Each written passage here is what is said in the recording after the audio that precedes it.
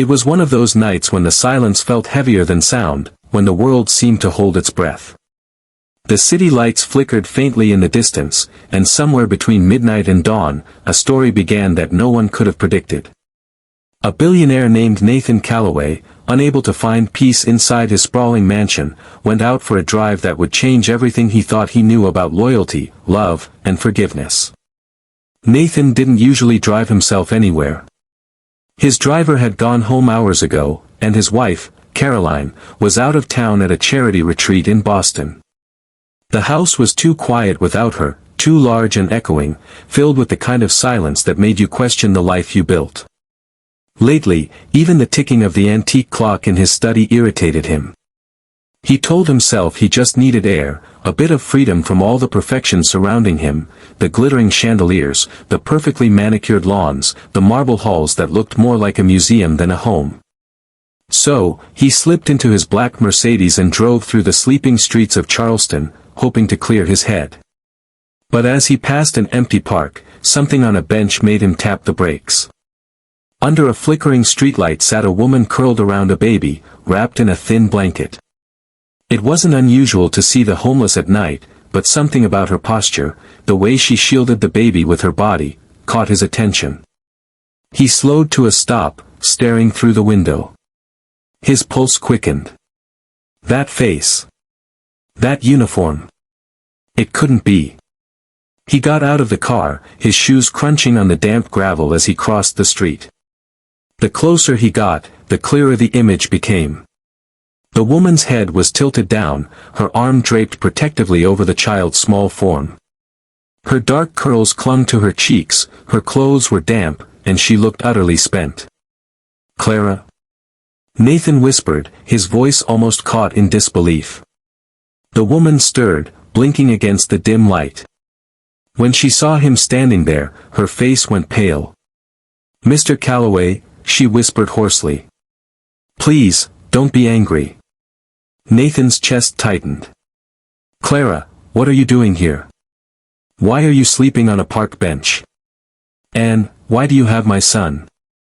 Clara's lips trembled as she looked down at the small boy in her arms, Noah, Nathan's 9-month-old baby, still sleeping soundly, wrapped in one of his blue blankets embroidered with his initials.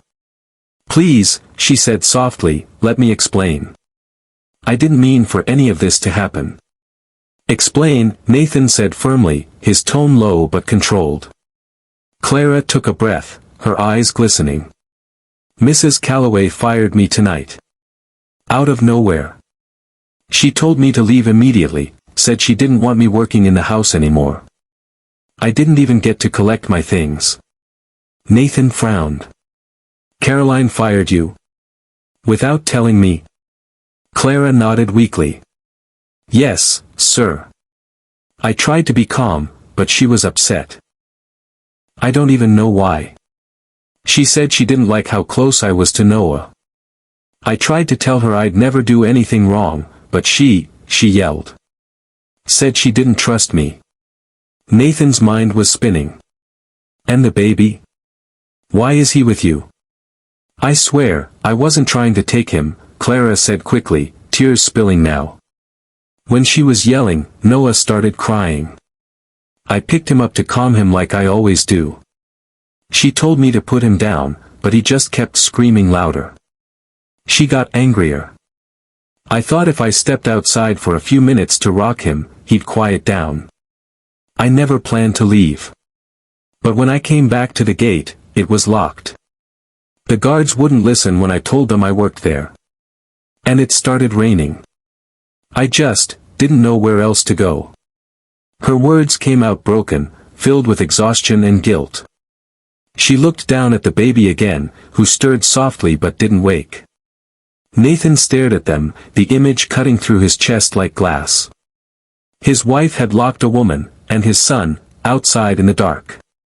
A woman who had faithfully cared for their child since the day he was born. He exhaled slowly, his voice barely above a whisper. "Get up. You're coming with me." Clara's eyes widened. "Sir, please, Mrs. Calloway will be furious if she—" "Clara," he said gently, "I'll handle Caroline. You did nothing wrong. Her eyes filled again, but this time with relief. She stood slowly, careful not to wake the baby. Nathan helped her to the car, holding the door as she slid in. The drive back was silent except for Noah's quiet breathing. Clara sat tensely, her gaze fixed on the baby, as though afraid he might vanish if she blinked. Nathan's thoughts churned.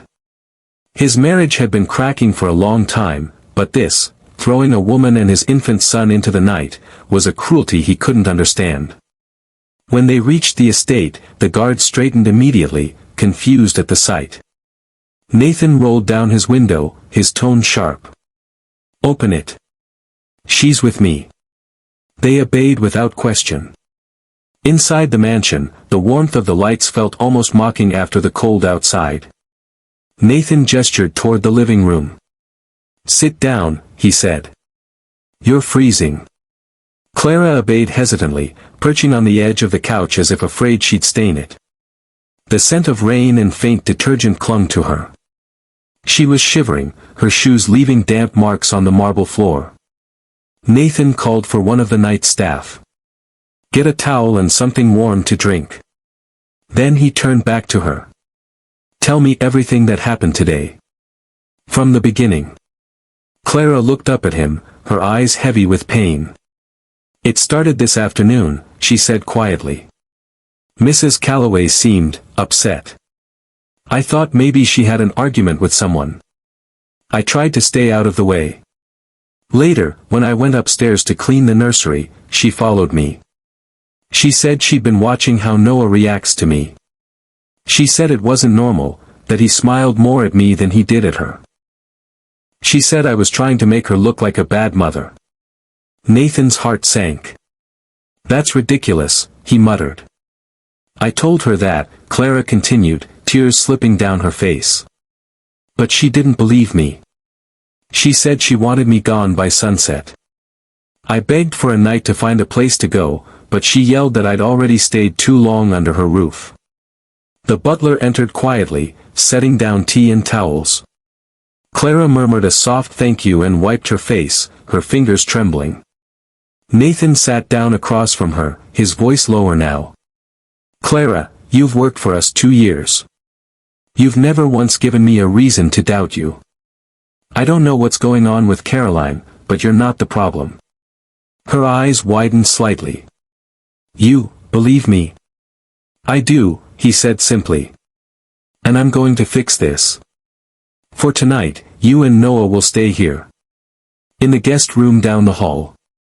Clara's voice cracked. "Sir, I can't stay here if—" He raised a hand gently. "You can. I'll handle my wife when she returns." She crossed a line. She nodded slowly, looking down again at Noah. The baby stirred, then let out a tiny sigh, his hand gripping the edge of her sleeve. A faint, weary smile flickered across her face.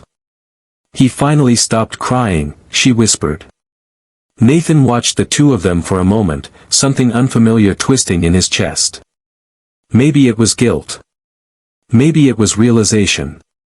For months, he'd been too wrapped in business, in board meetings and stock prices, to notice how distant his own family had become. And now, in the middle of a rainy night, it was his maid, tired, frightened, loyal, who was holding his child while his wife slept soundly hundreds of miles away. He turned and walked toward the staircase, his mind restless. He needed to think. But what he didn't know yet was that this night, this single moment of unexpected compassion, was only the beginning of a truth far deeper, and far more shocking, than he could ever imagine. Because Clara wasn't just any maid. And the secret she was about to reveal, would shake his entire world. Nathan didn't sleep that night. He sat in his study long after the clock struck 2, the rain whispering against the tall windows. Every now and then, he could hear faint footsteps upstairs, the nursemaid who wasn't supposed to be there anymore, quietly settling his son. He kept replaying the evening in his mind. His wife locking a woman and a baby outside in the rain. The fear in Clara's eyes. The way she held Noah as if her life depended on it. None of it made sense. At sunrise, he decided to get answers. Caroline's private number rang 3 times before she answered, her tone bright and sharp as always. "Nathan, it's early. What's wrong? What's wrong?" His voice was controlled, but there was an edge she'd never heard before. "You fired Clara last night and locked her out, with Noah." There was a pause, then a sigh. "Oh, for heaven's sake, Nathan. Don't start. That woman crossed a line. She's been manipulating our son, making me look like a stranger in my own home. She's been caring for him," Nathan shot back. "You left her standing in the cold like she was nothing. If I hadn't driven by that park, I might have found them both sick or worse." Caroline's tone hardened. "So you're taking her side now?" "Of course you are. Everyone falls for her sweet act. But you didn't see how she looks at you." Nathan blinked, stunned. "What does that even mean?" "It means," she said slowly, "she's been crossing boundaries. The way she talks to you, the way she carries herself, it's not appropriate. I'm your wife, Nathan, and I won't have a maid acting like she belongs in our family." The call ended with her slamming the line shut, leaving only static in his ear. Nathan sat there, shaking his head. Somewhere deep down, he knew Caroline's jealousy had always simmered, but this was poisonous. He went upstairs to check on Clara and Noah. The nursery door was slightly ajar. Inside, morning light spilled across the room. Clara sat beside the crib, humming softly while folding a small blanket. She looked up when she saw him, immediately standing. "Good morning, sir." "You can sit," Nathan said gently. "Did you sleep at all?" She smiled faintly. "A little. He woke twice, but he's fine now." Nathan studied her face, tired, kind, honest. "Caroline thinks you've been inappropriate," he said carefully. "That you've crossed lines." Clara's hands froze mid-fold. "What?" she whispered. "Sir, I would never." "I know," he interrupted. "I just needed to hear you say it." Her eyes brimmed again, but this time with a quiet strength. "I've only ever wanted to do right by your family. Noah's like," she hesitated. "He's like a part of me. I love him, but not in any wrong way. I'd never hurt you or your wife." Nathan nodded. "I believe you." She seemed to relax a little, though her voice stayed soft. "Thank you, sir. That means more than you know." For a moment, silence filled the room. Noah shifted in his crib, making small baby sounds, and both of them instinctively turned toward him. Something passed between them, an unspoken understanding that none of this was about status or titles, just simple humanity. Later that morning, Nathan called his attorney. He wanted to ensure Clara had somewhere safe to stay until things calmed down. "Find her an apartment near the estate," he instructed. "And make sure she's paid for the month, regardless of what my wife says." But before the lawyer could hang up, Clara stepped into the doorway. "Sir, there's something I need to tell you before you make arrangements." Her voice trembled slightly. "Please don't be angry. I've kept this secret because I was scared." Nathan turned toward her, uneasy. "What secret?" Clara clasped her hands together, eyes wet but steady. "It's about Noah." He froze. "What about him?" She took a breath, her words quivering. "When Mrs. Calloway gave birth, I was there to help the nurse. She had complications, and for a few hours, the hospital staff mixed up the babies in the nursery. They corrected it later, or so they said. But when I looked at Noah, I knew something wasn't right." Nathan stared, confused. "Clara, what are you saying?" Tears slipped down her cheeks. "I didn't tell anyone because I didn't have proof. But the hospital made a mistake, sir. I've known it since the first week. Noah isn't your biological son." The air went still. Even the clock seemed to stop ticking. Nathan's chest tightened, disbelief flashing in his eyes. "That's impossible," he whispered. "I wish it were," Clara said, her voice breaking. "The other baby, the one born the same night, was mine." Nathan stepped back as if struck. "Yours?" She nodded, sobbing softly now. "I gave birth the same night at that hospital. I didn't have money for proper care, but they put me in the same wing as your wife because of an emergency. There was confusion when the power went out for an hour. Babies were moved to another room. When they brought them back, one of the nurses whispered later that tags might have been swapped, but no one admitted it. I saw your wife holding the baby I recognized as mine, but what could I do? Who would have believed me?" Nathan's voice cracked. "Why didn't you tell me?" "I tried once," she whispered. "But Mrs. Calloway said if I ever spread lies, she'd destroy me. I couldn't risk losing my job. I just stayed close to him. At least this way, I could see my child, even if no one knew."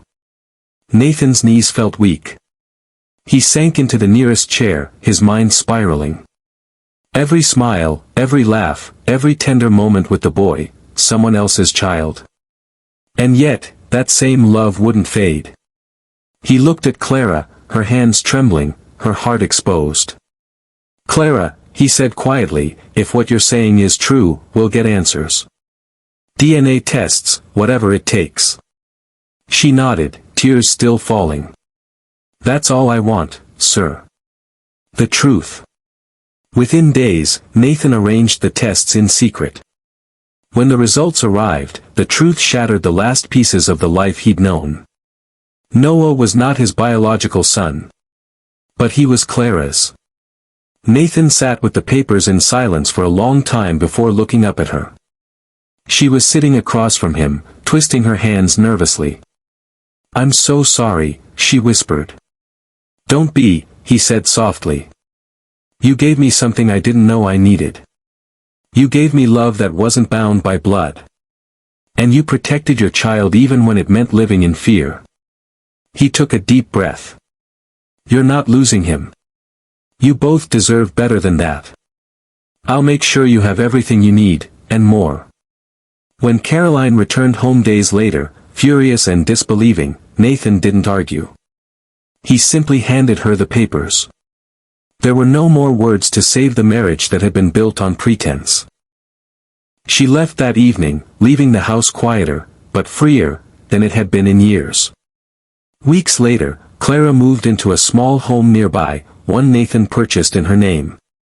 Noah, her son, their son, grew surrounded by care instead of conflict. Nathan visited daily, not as a billionaire or a boss, but as the man who had learned what real family meant. One evening, as the sun set over the bay, Clara stood on her porch holding Noah while Nathan watched him toddle toward the light. "I never thought I'd have peace again," she said softly. Nathan smiled faintly. "Sometimes peace doesn't come from fortune. It comes from finding the truth, and the courage to face it." Clara looked at him, eyes warm with gratitude. "Thank you for believing me when no one else would." He shook his head. "No, Clara. Thank you, for reminding me what it means to be human." And in that quiet moment, beneath a fading orange sky, two people who had begun the story on opposite sides of wealth found something far greater than money could buy: redemption, forgiveness, and the unexpected beauty of truth.